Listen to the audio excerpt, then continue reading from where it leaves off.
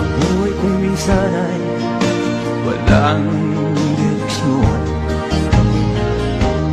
tila kay lupit-lupit nitong panahon.